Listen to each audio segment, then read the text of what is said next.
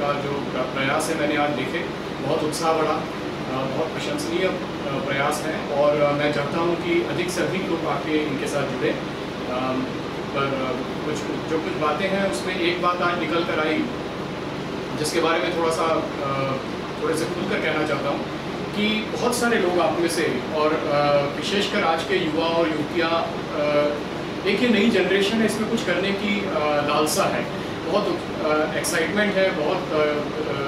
सच में अंदर से लगता है कि कुछ करना चाहिए उन्हें समाज के लिए। और आप में से बहुत सारे लोग शायद जुड़े भी होंगे विविध प्रकार के NGOs से, सोशल एक्टिविटीज़ से, शायद बच्चों को पढ़ाते होंगे, गरीब बच्चों को एक्सी कैंप में मदद करते होंगे। तो ये सब आज बहुत कॉमन हो गया है, बहुत देखने को मिलता है, बहुत अच्छी बात है और मैं इसको बहुत प्रशंसनीय मानता हूँ, सराहनीय मानता हूँ कि आप सब और दूसरे ऑप्शंस होते हुए भी इन सब चीज़ों में अपना ध्यान लगाते हैं, अपना समय देते हैं। तो एक सवाल अक्सर आता है कि जब हम लोग ये सब कर रहे हैं तो हम राजनीति में क्यों जाएं, और वो तो एक कीचड़ है, दलदल है और हम भी गंदे हो जाएंगे और ये सब चोर भ्रष्ट हैं और हमसे राजनीति नहीं हो सकती।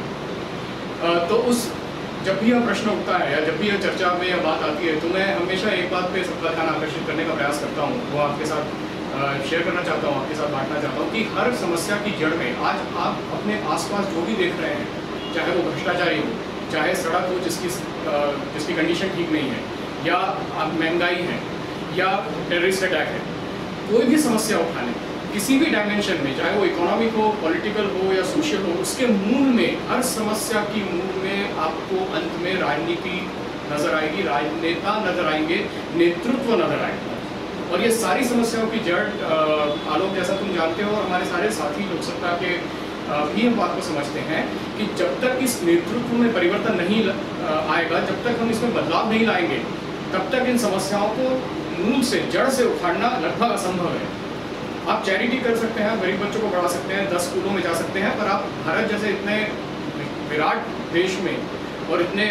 120 करोड़ की आबादी वाले, जनसंख्या वाले देश में आप चैरिटी से या समाज सेवा करके परिवर्तन नहीं ला सकते। तो इस बात को जब आप लोग समझ जाएंगे और राजनीतिक गतिविधियां में, राजनीति के क्षेत्र में उतरने का या राजनीति के क्षेत्र में बदलाव लाने पर विचार करने लगेंगे, तब मुझे लगता है कि हमें और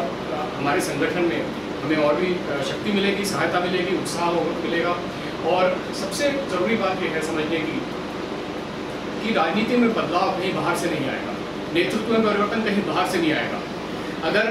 बाजार में प्याज की कमी है तो हम प्याज बाहर से मंगा सकते हैं, किसी और देश से आयात कर सकते हैं, पर राजनीति में नेतृत्व का अगर अभाव है या नेतृत्व दिशाहीन है, मूल्यहीन है, तो उसका आयात हम बाहर से नहीं कर सकते। वो नेतृत्व का परिवर्तन, जो विकल्प है, उसका जो पर्याय है, उसका ऑल्टरनेटिव हमें अपने आप में से ही उसे उभारना पड़ेगा। मुझे, आपको, आलोक और हम सब लोगों को उसका पर्याय बनना पड़ेगा, उसका ऑल्टरनेटिव बनना पड़ेगा, हम लोगों को ही ऑप्शन भी बनना पड़ेगा, क्योंकि there is no other option. इस बात को जब आप लोग समझ जाएंगे तो मुझे बहुत अच्छा लगेगा, क्योंकि this is at the heart, जो मैं काम करता हूँ उसके सारे के मूल में यही एक बात है कि बदलाव हम में से आएगा, हम लोगों को भी उतरना पड़ेगा इस फील्ड में। इस कीचड़ को साफ करने के लिए, इस दलदल को साफ करने के लिए हमारे भी हाथ पांव उत्साहित हो जाए तो हम वो लड़ाई नहीं लड़ सकते। तो पहली बात तो अपने आप में कॉन्फिडेंस रहिए, आप लोग जो है इस देश की, हमारे भविष्य की धरोहर है। और मैं मानता हूँ, आलोक और हम सब मानते हैं कि भारत में जहाँ 50% से अधिक जनसंख्या आज 35 वर्ष से कम आयु की है,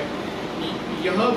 बिल्कुल निश्चित है कि बदलाव तो अवश्य ही होगा, परिवर्तन अवश्य होगा। हमें सब साथ में मिलकर संगठित होकर इसे जल्दी लाना है। तो प्रयास यह है कि जल्दी आए, प्रयास यह है कि अच्छे सुचारू रूप से परिवर्तन हो, बिना किसी टकराव के या बिना किसी संघर्ष के। तो वो उसी आशा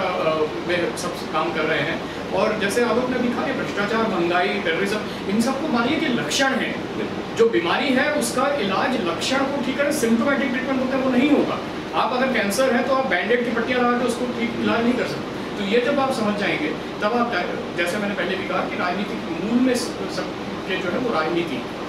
और वह जब बात सब लोग हम जान जाएंगे तो शायद उस दिशा में प्रयास करना आरंभ करेंगे। तो बस यही